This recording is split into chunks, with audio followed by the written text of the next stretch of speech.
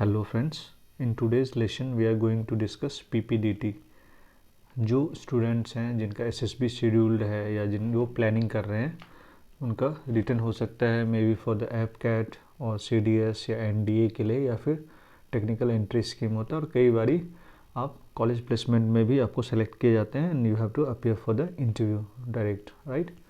तो हम SSB के लिए एक एक चीज़ जो भी टॉपिक्स हैं जो भी इम्पोर्टेंट साइक टेस्ट है या GTO को कैसे टैकल करें और स्टेज 1 जो स्टेज 1 में आपका PPDT और verbal and non verbal questions पूछे जाते हैं तो सबको हम एक एक करके डिस्कस करेंगे वीडियो में।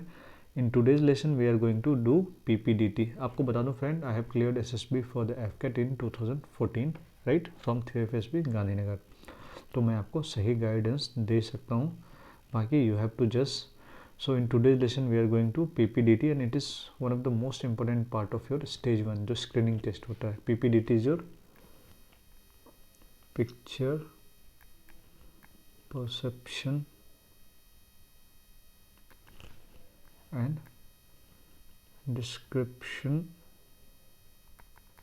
test। okay, picture perception and description test, इसका मतलब है जो पिक्चर आपको दिखाया जाता है they will show you a picture, उसको आप कैसे परसीव करते हो या फिर कैसे आप डिस्क्राइब करते हो, एक बेसिक आपके बारे में आपके थॉट्स के बारे में उनको एक आइडिया हो जाता है कि आपकी थॉट प्रोसेस क्या है या आप किस तरह से चीज़ों को ऑब्जर्व करते हो। तो आज के वीडियो में हम PPDT के बारे में कंप्लीट डिस्कस करने वाले हैं। इन PPDT they will show you one picture right for 30 seconds. एक पिक्चर आपको स्क्रीन पे दिखाएंगे जो कि हेजी होगा। नॉर्मली जो PPDT में पिक्चर रहते हैं वो हेजी होते हैं, ठीक है फ्रेंड्स, हेजी पिक्चर एंड उसमें आपको कुछ कैरेक्टर्स दिखाए जाएंगे, 2-3 कैरेक्टर्स हो सकते हैं, पॉजिटिव नेगेटिव मेल फीमेल, इस तरह की चीज़ें आपको ध्यान रखना है। तो क्या हमें एक पिक्चर दिखाया जाएगा for normally 30 seconds, that picture will be normally hazy, उतना क्लियर नहीं रहेगा। They will show you some of the characters and you have to write your story right। आपने स्टोरी लिखा, आपका स्टोरी वो जैसे 5 मिनट्स मैंने बताया, जो कंप्लीट इसके लिए 5 मिनट्स दिए जाते हैं। तो आपको 30 सेकेंड्स के लिए आपने पिक्चर देखा है, 4 मिनट्स में लगभग आपने पिक्चर को कंप्लीट किया। आपने जो एक आपको सीट्स देते हैं उसमें and they will collect it back from you और उसे आपसे ले लेंगे। Then there will be a tea break और लगभग 15 मिनट 10 मिनट का टी ब्रेक होता है and again you have to, आपको फिर से एक रूम में या जहाँ पे वो बुलाएंगे वहाँ पे आपको जाना होता है और वहाँ पे GD स्टार्ट होता है जो ग्रुप डिस्कशन होता है ऑन द पिक्चर राइट।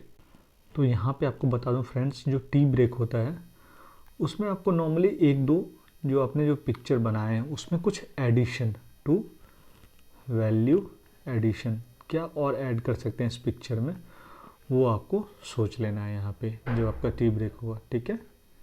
जो ग्रुप डिस्कशन होता है उसमें आपको ध्यान रखना है कि बहुत ज़्यादा बोलने की ज़रूरत नहीं है या चुप रहोगे, again it is not going to work in your favour. तो जो ग्रुप डिस्कशन होता है उसमें मस्ट स्पीक 3 to 4 टाइम्स, 3 से 4 बारी आपको बोलना है जब ग्रुप डिस्कशन होता है। उसमें आपको कई सारी चीज़ें और भी हैं जो कि ध्यान रखना, मैं आगे आपको बताता हूँ। ग्रुप डिस्कशन में you have to speak 3 to 4 times right. तो यहाँ पे आपको बता दो फ्रेंड, जो ग्रुप डिस्कशन स्टार्ट होता है तो आपका ग्रुप नॉर्मली 8-10 या कई बार 12-14 स्टूडेंट्स भी एक रूम में बिठाए जाते हैं। गोल राउंड सा सेमी सर्कुलर चेयर्स कई सारे अरेंज होते हैं। तो डिपेंड करता है कि कितने कैंडिडेट्स हैं, कई बार 140 कैंडिडेट्स हैं, 200+ कैंडिडेट्स आ जाते हैं स्क्रीनिंग के लिए। तो वहाँ पे कई बार 8 से लेके 14 तक या 16 तक भी ये संख्या जा सकता है, जो कि एक क्लासरूम में इस तरह से आपको बिठाया जाता है हर एक कैंडिडेट्स को, ठीक है। यहाँ पे आपके चेयर्स लगे होते हैं और यहाँ पे ये फ्रंट में आपके जो GTO होते हैं, एसेसर होते हैं, जो आपको एसेस करते हैं कि स्क्रीन इन के लिए कौन यहाँ से इन होंगे, कौन ओके होगा किसका, ठीक है फ्रेंड। तो यहाँ पे GTO होते हैं, कई बार नॉर्मली यहाँ पे GTO ही बैठे होते हैं, यहाँ पे कैंडिडेट्स होते हैं, ठीक है।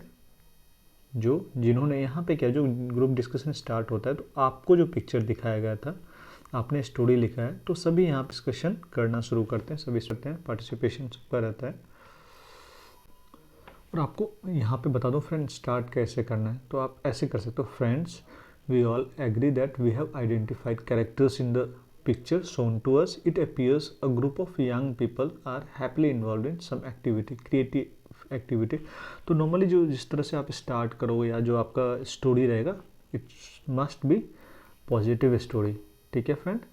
जो उसका एंड है या उसका जो आउटकम है, इट शुड बी पॉजिटिव, ये आपको ध्यान रखना है बिल्कुल।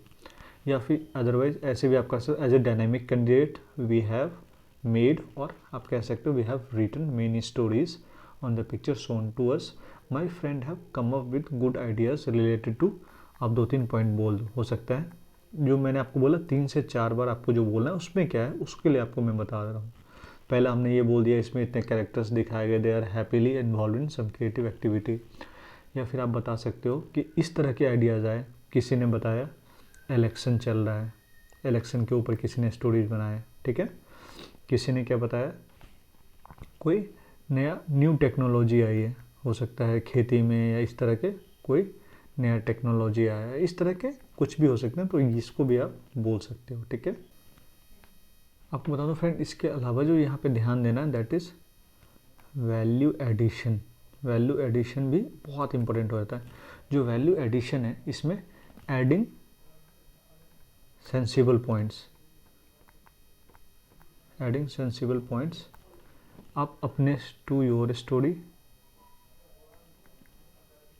और story of any other candidates, या किसी दूसरे कैंडिडेट्स के स्टोरी में भी आप ऐड कर सकते हो वैल्यू एडिशन। तो ये एक इम्पॉर्टेंट, यहाँ मेरे को लग रहा है फ्रेंड आपको यहाँ तक बिल्कुल क्रिस्टल क्लियर समझ में आ गया होगा कि पीपीडीटी में हमारा अप्रोच क्या होना चाहिए या किस तरह से हम इसको टैकल करेंगे। ओके फ्रेंड्स, यहाँ पे फ्रेंड आपको ब्रीफिंग पे ध्यान देना है कि वो बता क्या रहे हैं आपको। अगर वो आपको बोलते हैं एक बॉक्स बनाइए, उसमें आपको जो कैरेक्टर्स दिखाए गए हैं उनका मूड पॉजिटिव है तो प्लस, वो आपको ब्रीफिंग में बताएंगे। उनका एज क्या है, मेल है फीमेल है, जैसे आपने पहला कैरेक्टर देखा, ठीक है, दूसरा देखा उनका मूड पॉजिटिव है, पॉजिटिव मूड है, उनका एज 22 है, फीमेल है। आपने कैरेक्टर नंबर 2 देखा, तो बॉक्स के अंदर ही ये करना होता है। तो ये आपको ब्रीफिंग में ध्यान देना है और उसको आपको करना भी है। और यहाँ पे एक्शन लिखना पड़ता है, आपको मोटा मोटी बता देंगे। तो आपको हो सकता है discussion is going about road accident, discussion on road accident, या हो सकता है एक्शन क्या हो सकता है, डिस्कशन अबाउट न्यू टेक्नोलॉजी। तो आपको ये ध्यान देना है फ्रेंड्स। अब आपको यहीं पे बता दूं नरेट कैसे करना है, हाउ टू नरेट, अपना स्टोरी कैसे स्टार्ट करना है, ठीक है फ्रेंड्स। इंपॉर्टेंट हो जाता है, आप इसको राइट डाउन भी कर सकते हो प्रैक्टिस के लिए, because practice will make you perfect. आप कितना वीडियो देख लो, कितने बुक्स परचेज कर लो, इसको आपको प्रैक्टिस करना ही होगा। आप चाहते हो अच्छा परफॉर्म करें तो आपको प्रैक्टिस इज मस्ट, राइट। तो कैसे नरेट करना है, gentleman the picture shown to us have 3 characters, right. इस तरह से हम स्टार्ट करेंगे। विल रेफर जेंटलमैन, किसको, जो हमारे फ्रेंड्स हैं जिसके साथ हम डिस्कशन कर रहे हैं, gentleman picture shown to us has 3 characters, a male and 2 female. Okay, my story is based on Raman, a traffic inspector, which I will narrate it now. तो इस तरह से स्टार्ट करना है। आपने ध्यान दिया होगा फ्रेंड कैसे स्टार्ट करना है। फिर से मैं बताता हूँ आपको। Gentleman the picture shown to us have 3 characters, a male and 2 female. My story is based on Raman, ठीक है, my story is based on Raman, a traffic inspector, which I will narrate it now, ठीक है। ये हो गया friend कैसे approach करना। अब आपको बताता हूँ कुछ पॉइंट्स जो कि हमें ध्यान रखना है। Points to borne in mind while narrating story, ठीक है। Normally speak louder than your normal voice, क्योंकि वहाँ पे कई सारे कैंडिडेट्स होते हैं, इस तरह से कई सारे कैंडिडेट्स बैठे होते हैं, यहाँ पे आपके जीटीओ रहते हैं, तो नॉर्मली जो आपका वॉइस है उसमें थोड़ा ज़्यादा बोलना है। Give pause when ever required, give pause when ever required, ठीक है।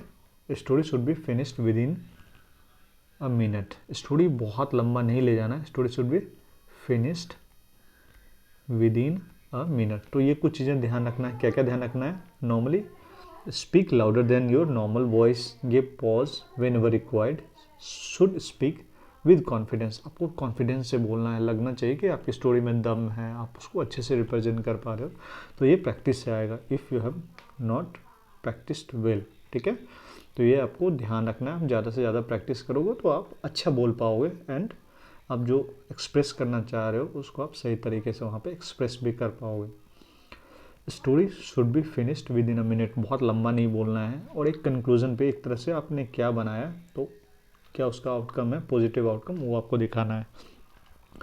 One more thing, if you forget the stories don't panic, ठीक है। Speak 2 lines on the subject on which you have written the story. हो सकता है कई बार आपसे paper ले लेते हैं, वो आपको अपने मन से बोलना तो कई बार आप स्टोरी भूल जाते हैं, तो ऐसा कुछ नहीं है। आपने जो एक मोटा मोटी से रोड एक्सीडेंट्स पे बनाया है, जिस पे बनाया, तो उस पर 1-2 लाइन बोल दें and the story will come to you automatically. तो ये चीज़ें आपको ध्यान रखना है। तो this is all about PPDT। I hope friend PPDT आपका बिल्कुल क्लियर हो गया होगा। अगर इसमें आपको कोई भी डाउट है तो please comment it down. Thank you for watching friends. अगर आपने सब्सक्राइब नहीं किया चैनल तो सब्सक्राइब कर लें, बिकॉज SSP से रिलेटेड हम बहुत सारे वीडियो लाने वाले हैं। Thank you for watching friends, bye bye, take care.